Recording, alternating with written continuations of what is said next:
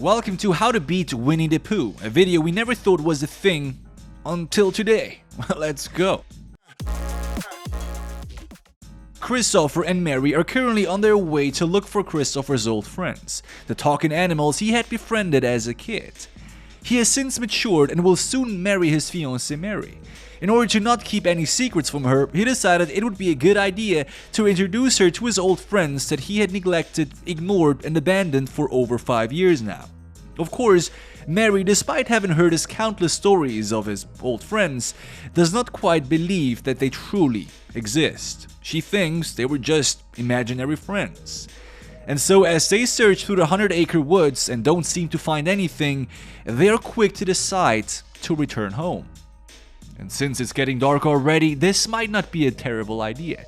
But just then, a sound is heard from afar, convincing Christopher that this must be his old friends. They quickly run over to check it out and arrive at a creepy wood structure that seems either abandoned or inhabited by meth heads or occultists, or other beings that you probably don't want to meet in a forest after dark. Now let's follow this thought. Christopher wanted to introduce his soon-to-be wife to his childhood friends. There is nothing wrong with that. But why do you do that an hour before sunset? Why not, wait for the weekend? Why not bring some food with you too? Some gifts to apologize for not having bothered checking up on your best friends for over 5 years? What makes this guy think that he's welcome anyway? Probably should have checked up on them first before bringing over his fiancée. Anyway, our two characters decide to search the structure, hoping to find the missing friends. Mary is quick to point out that all of this seems wrong and she preferred to leave. But it's too late. After having ignored the gazillion skulls hanging on pretty much every wall and wandering through this house supposedly belonging to a lovely yellow, honey-eating bear, they're surprised by heavy footsteps from behind. They quickly hide themselves and can evade the threat successfully. They wait until nighttime, leave the house, and are surprised by a chain-wielding piglet. Now what do you do when your fiancé is attacked by a humanoid pig? According to Christopher, you stand next by, scream, "No! Oh no, Piglet! No, please!" until the love of your life is dead, and then you run away. Now let's have a closer look at what he could have done instead. The simplest move to pull here would have been to attack the pig. This whole place looks like a junkyard. There must be objects lying around that can be used as weapons. But even just a punch would have been at least an attempt to help your wife. It's better than trying to hit the enemy with sound waves, right? If he was serious, he would have broken that car window next by, grabbed a shard with a blood sacrifice, and made some fresh bacon on the spot. But now, not only did he lose his girl, but he's also alone, and being alone is never a good thing when trying to take on a threat. He is cornered by Piglet and Winnie. He asks them for forgiveness but isn't successful, which is stupid because you should never ask for forgiveness empty-handed, right? Now they catch him and drag him off. The moral of the first 15 minutes: don't drop friendships when it's convenient and then expect them to be there for you when you change your mind. We then cut to Maria, a young woman currently at her therapy session, treating some sort of anxiety disorder. She is always on edge, is what she says. She can't turn off and be in the present moment. Her therapist suggests to leave for a weekend. Get to the countryside, a place that feels safer. So Maria and her friends decide, that's a good idea, let's go on a technology detox for a few days. Everybody would profit from that. The house where they will stay at is a beautiful British country cottage. The problem is, it's located in the same forest as Winnie and his killer friends. But perhaps Maria's unjustified constant hypervigilance finally comes in handy around there. By the way, in the opening credits of this film, it was mentioned that due to Christopher's sudden disappearance 5 years ago, Winnie and his friends found themselves suddenly deprived of food. This led to mass starvation until they decided to eat Eeyore. That's right, the donkey does not exist anymore. This, I guess, was a trigger for them to turn full Ed Gein and became what they are today. Before our girl group arrives at the cottage, we see Maria struggling to find her way. She comes by an odd, abandoned place and decides to She doubles down by asking, "Is anybody here?" Let's ask ourselves for a second, what beings live in abandoned places? Exactly. Her anxiety disorder might just be triggered by her reckless decisions. Besides, getting lost in 2023 in the Western world is almost impossible. With GPS maps on almost every phone and even a possibility for satellite communication using phones, there is no good reason why anybody should get lost in that hemisphere. Also, you normally plan your trip up ahead, right? Like, check out where you're actually going. Well, she stumbles through the house, eventually comes across a lovely mechanic that seems to live around here, and bumps into two other people on her way back out. They all seem friendly, but we already know that this scene must have a purpose. We swiftly cut to the girls arriving at the cottage, and isn't it lovely? The girls enter, pick their respective rooms, and the vacation starts. They also have agreed to put their phones away and immediately give all their phones to Jessica. We then see all of them spending some alone time, see two of them being a couple with some unsolved tension, and cut to the evening where Maria shares her trauma with her friends for the first time. That explains why she feels so on edge all the time. Apparently, she was stalked by an old filthy guy who eventually even broke into her home, entered her bedroom while she was sleeping, and tried to do bad things to her. He was captured and they found loads of images of Maria, proving that he was a long-term stalker of hers. Now, jokes aside, 9 out of 10 people would be traumatized by such experience, right? Just having a stranger break into your home while you're sleeping is enough to push most people over the edge. But the other details of her story makes it difficult to ever truly feel safe again. It's good that she seems to have a good set of friends. As we know, she will need it very soon. As the night arrives, we cut to Winnie and see that he kept Christopher alive. While Piglet is doing his daily cardio, Winnie is glaring at Christopher, who has been tied up on his hands. He seems meager, implying it's already been a few days since his fiancée bit the dust and he was captured. Christopher begs Winnie to let him go, telling him that this is not who he is. It seems to somewhat work, as Winnie walks over to a mirror, looks at himself and reminisces about the happy days of flowers, honey, and bees. He even tears up, thinking about this wonderful past, proving that there still seems to be a good part within him. Or maybe not. As he walks back to Christopher, he grabs a nearby hair whip and goes to work. After this daily routine, he leaves the premises holding a skeleton in his hands, probably planning to bury it somewhere. However, he is stopped by a heavy bass grooving not too far away.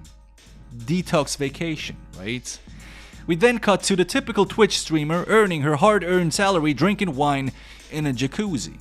But it looks like she'll be having a special guest tonight. As she takes a break from her exhausting job, she hears something in the bushes behind.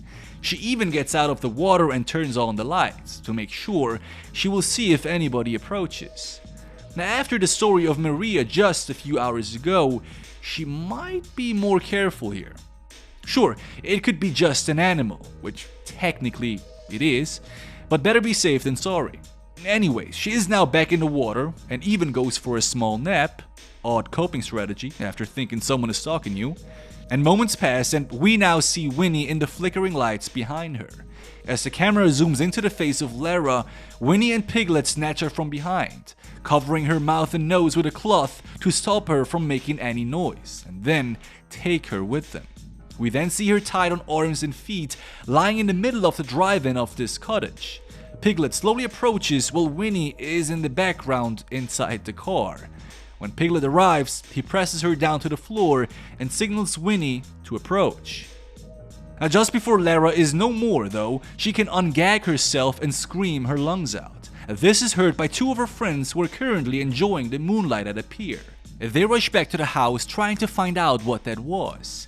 Checking the house premises, they see the car in a different place than they had left it at, ringing their alarm bells. They get closer to it and then find the dead body of Lara stuck underneath it.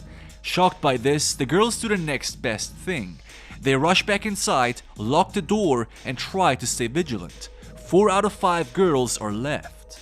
Let's review their next moves and then see if there were better options afterwards. As they gather in the foyer, they spot the warning in blood written on the window front. Zoe touches the warning to make sure it's written on the outside and not inside, which is a pretty good idea. You want to know if the killer is already in. However, they then hear glass breaking somewhere in the back and figure out that whoever is after them might still be already inside. Zoe continues taking leadership and points out that they must stick together, arm themselves, and then call the police as soon as possible. Everybody agrees. They cautiously move through the foyer, taking more time than necessary, and then spot Winnie through the window in the backyard. Zoe doubles down on her good moves and orders them to go to the kitchen and arm themselves. While Alice and her do just that, Maria and Jessica stay back, dealing with a minor mental breakdown. Minutes pass until the other two come back, each with a weapon in their hand. They didn't, however, bring one for their two friends, which is absolutely insane. It's not just unintuitive, but they also just halved their success rate for the upcoming night. They have made a few great decisions though. First, to decide to stick together, arm themselves, and then call the police. Well, it looks like they've been all binging our videos. Identifying the kitchen as the nearest spot to get weapons from was also spot on. But the fact that they split up for that and then only brought back 2 weapons, that's where things started to break down. After making a few great decisions, Zoe is blundering pretty much all her pieces one by one. After breaking her own rule of staying together by leaving the group, then bringing back only 2 weapons instead of 4 or even more, she decides to split away from the group again to lock the back door, fearing that the thing outside could get in from there. That is stupid simply because it could have already entered by now. And even if you went with the whole group and successfully locked the door, if this thing wanted to get in, it could simply just break through one of the many window fronts this house has. Also, assuming that whoever is out there operates alone is disadvantageous. By expecting more enemies, they would be forced to adjust their strategy and act more cautiously, which would have helped a great deal. Zoe would have likely made fewer bad decisions by expecting more than just one enemy. The absolute best move they could have made the second the two came back with the weapons would have been to either A. go back to the kitchen and grab more weapons, and then go upstairs to barricade themselves, or B. not take any chances and barricade themselves upstairs immediately. Ideally, you want to pick a room that has only one entry point, and since it's on an upper level, nobody could intrude from any of the windows. Having 4 people on our side, each carrying a weapon, it would be more likely to be the case that they beat one enemy coming through than being beaten themselves. They would have the element of surprise on their side and the element of manpower as well. Based on the size of your average doorway, only one enemy could enter per time, making it easier to seriously injure an intruder before other enemies could interfere. Fleeing the premises, on the other hand, like trying to get to the car and escape, seems to be a not so good idea. Since the car door was open, we must assume that the keys are gone too. And running through the woods at night, miles away from potential help, does also not seem intuitive considering we are 4 people and don't know this area. While Zoe and Alice decide to go and finally lock the back door, Maria suddenly realizes that she has brought a gun with herself. It's pretty late to realize something that important. Your 2 friends could already be dead. Now they both rush upstairs, pick up the revolver in her bag, and try to get back to the other 2. But the moment they get to the staircase, they see the presumed killer already in the foyer. And knowing that this thing almost certainly has killed your friend before, and almost certainly will kill you and your remaining friends, this would have been the perfect opportunity to take that thing out. Why buy a gun if you are not using it? I guess this was why they decided to pick a British cast and not an American cast. With an American cast holding that gun in their hands, the movie would have ended right here, with a happy ending. Anyway, as she misses her chance, Winnie walks into the adjacent room and is now out of sight. We cut back to Alice and Zoe, who have made it to the pool area. As they get closer to the door leading outside, they're surprised by Piglet, who overpowers Alice, causing Zoe to fall into the pool. While Alice seems unconscious, Zoe screams at Piglet from inside the pool. He is wielding his chains, trying to snatch her, but is unsuccessful. He then decides to just enter the water as well and close in on his next victim. Zoe, on the other hand, is completely frozen in terror. She slowly backs away from Piglet, but he soon can catch up. With a single swing at Zoe, whose skull stands no chance, this scene comes to a conclusion. 3 out of 5 girls left. But was there something she could have done? Well, if you can't escape an obese pig inside chest-deep water, I think you have made some mistakes. There is a special technique that allows you to traverse water quicker than walking through it. It is called swimming. If Zoe's frontal lobe didn't shut down by seeing a humanoid pig wielding a chain and a sledgehammer, she might would have been able to think logically and escape this situation. In fact, Piglet made a huge mistake by entering the water. It slowed itself down by doing so and allowed Zoe an escape if she thought strategically. The best way for it to finish the job would have been to just wait for Winnie and then snatch her inside the water while the other one stands guard at the poolside in case she tried to escape. Maria and Jessica finally ventured down searching for their 2 friends. As they enter the pool area, they find the body of Zoe floating inside the pool and spot Alice being carried away by Pooh and Piglet. They decide to follow them, but decide against using the gun they hold in their hands. Instead of running up to them and, blasting 2 bullets at them at point-blank range, they just let them walk off. They pursue them though, until they reach their hideout and find Alice tied to the floor. They untie her and plan to escape, but hear another human being scream in pain. If you've ever wanted an explanation why people scream when they're helpless, this is why. It's to alert people around, signaling they need help. And it works. Our 3 girls enter the nearby shack and find Christopher still tied up on his hands. Good for him, bad for the gals. They decide to help him in the loudest way possible and are surprisingly successful in not drawing all the attention to themselves. Once he is free, they hear another scream, but this time coming from a woman. He tells them that she's the only other captive here and that they should rescue her too. Following his orders, they lead him back and try to do just that. Luckily, the woman is only loosely chained to the poles, so the 3 girls have an easy time to free her. While they're unchaining her, she tells them about Pooh Bear and Piglet, how that is their names and how they are those disfigured creatures preying on human beings for no purpose whatsoever. And once they get her free, they help her escape, but unfortunately come across a mirror in which that woman sees herself. She does not really like what she sees. In fact, she has a complete breakdown after seeing her face. She gets so furious that she snatches the gun out of our character's hands and storms away trying to find her perpetrators for payback. As she gets to the bonfire, she screams for Piglet trying to lure him out.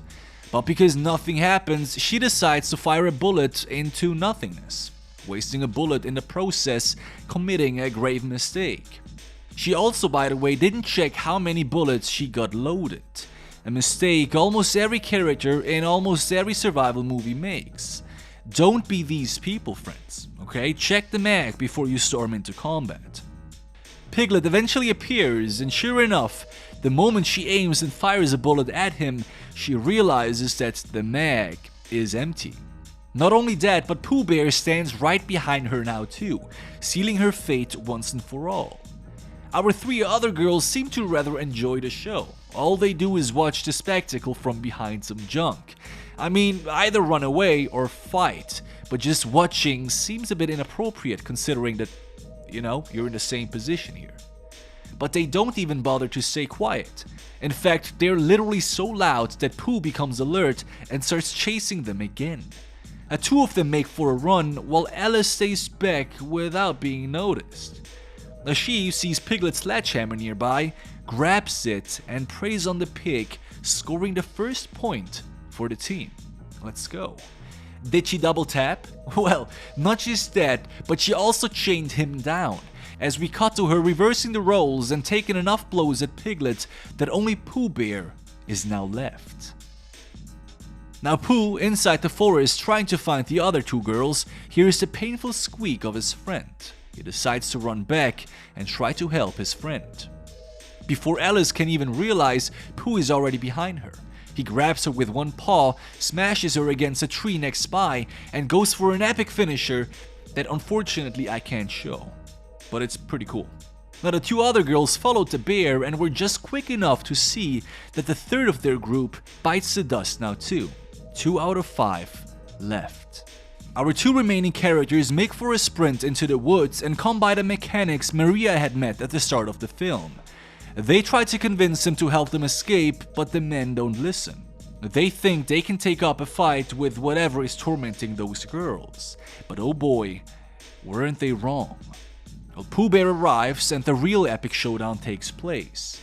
The four of them, each holding a weapon of choice in their hand, slowly walk towards Pooh Bear, the latter not moving an inch.